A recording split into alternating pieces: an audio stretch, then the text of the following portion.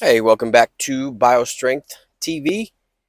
I posted a poll yesterday on my Facebook and Instagram socials asking if anyone would be interested in seeing full workout videos or workout videos with tips.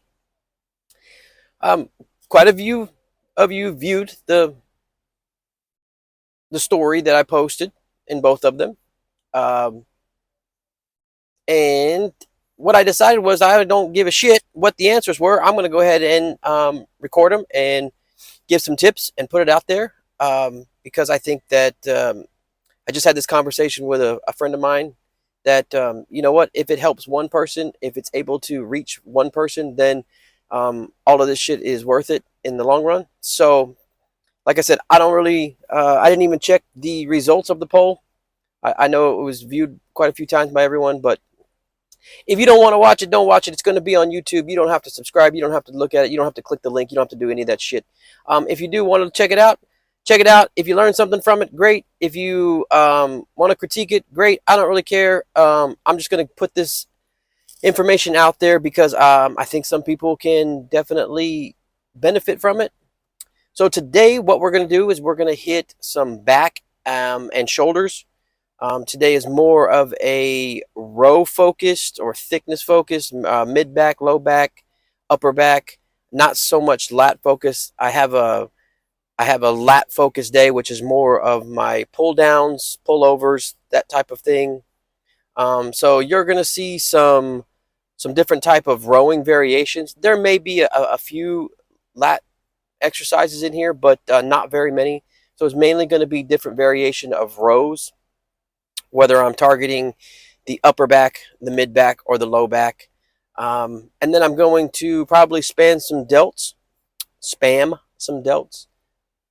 We'll check that out. And yeah, so we'll see how it goes. See if the mic is working still.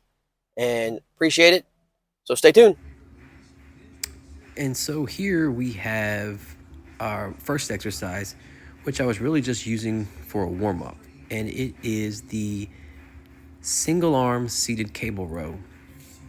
Now, some of the cues that I use here is, pull from the elbow. And I try not to get too much shoulder rotation. As you can see, I do try to extend um, the back, the lat, but I try not to put too much rotation into it, right? So, um, kind of extend forward, pull from the elbow, and really focus on it. You can't see it from this angle, but my hand is just really acting as a hook. I'm not gripping. If you grip too hard, you end up pulling from the bicep and it takes away from the back.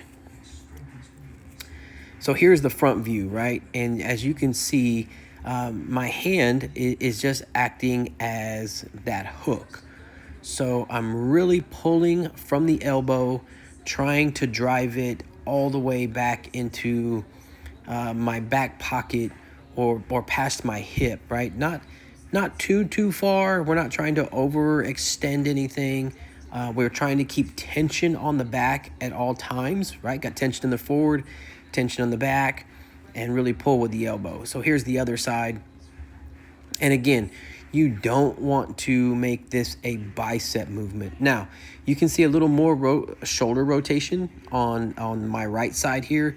I have a bad shoulder, as you can see from my grimaces on my face. But I try my best. Pull from the shoulders. So moving on to the second exercise, it's a chest supported T-bar row. Now, here, this is my top set. I've got 3 plates on there. I go for about 7 good reps, and then you'll see that I finish off with some partials. Now, again, with these here, my hands are acting nothing more than hooks, and I'm trying to pull from my elbows. And really, my cue here is trying to get my 2 shoulder blades to touch as I pull up and squeeze in the back. As you can see here, I'll get to these partials, and partials are okay. So my next exercise is that of a seated row, right? 2-arm row with the wide bar.